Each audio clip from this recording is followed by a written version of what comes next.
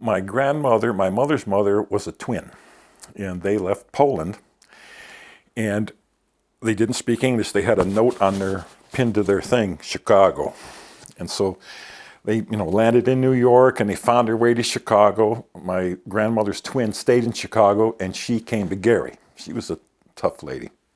They lived in a place called the Patch, okay, and she met a guy, and they married, and he was also an immigrant, Polish immigrant.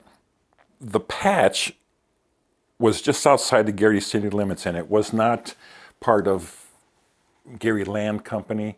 These people settled. They didn't have any standards as far as how they built their houses and that sort of thing, so it was ramshackle a little bit. My grandparents had bought a little shack, and they dug a basement underneath it, and they added this onto it, and they added that onto it. It was different. And there was no building codes in the Patch. There was in Gary. It was Gary. They did a great job of being organized and building cities and that sort of thing. But the Patch was in the 20s, 30s, and 40s. It was immigrants, blacks, anybody who was not, shall we say, and I hate to say this, but Irish, whatever, they were kind of had their way, Germans, and anybody who was not well connected, yeah, you go to the Patch. My mom was a homemaker, and my dad worked at a place called Republic Steel. He did not like to go there.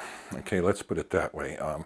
He worked at Republic Steel before the war and got his finger cut off. And whether he had a psychological issue or not, he hated that place. He quit.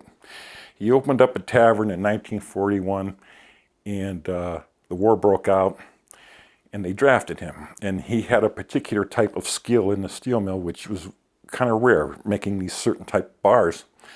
And he says, well, here's what we want you to do. We're not going to send you to Europe or whatever. We're sending you to the mill. You would have thought that was a death sentence. So he went back to the mill, but he just couldn't make himself work every day. He had a full-time job. He just didn't go to it, okay? And many times they tried to discipline him. And one time they fired him, but he was so good at what he did, they had to bring him back. They had to bring him back, and they did. In the 50s, it was kind of bad. Other kids had things. We didn't have things. I can remember not having any food in the house at all. A piece of stale cheese, but it tasted so good. It tasted like steak, And in 1959, there was a big strike. I was 8 years old. It was a long one. We didn't have any food. We were out picking sandberries and grape leaves and that sort of thing to stay alive. So we lived out in 7th and Vermont. It was a small house, and one thing that I'm impressed now is how close those houses were together.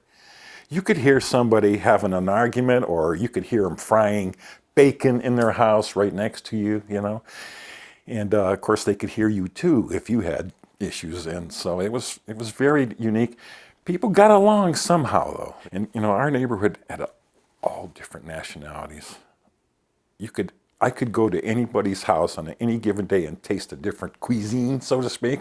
It was awesome. It was awesome. We had Arabs, we had Jews, we had Mexicans, we had a few blacks at that time, was not a lot. Polacks, and I say that Polacks on purpose because in those days we called each other everything. You were a Spick, you were a Polak, and it didn't make any difference. You were a Mick. We didn't care. We thought that was okay.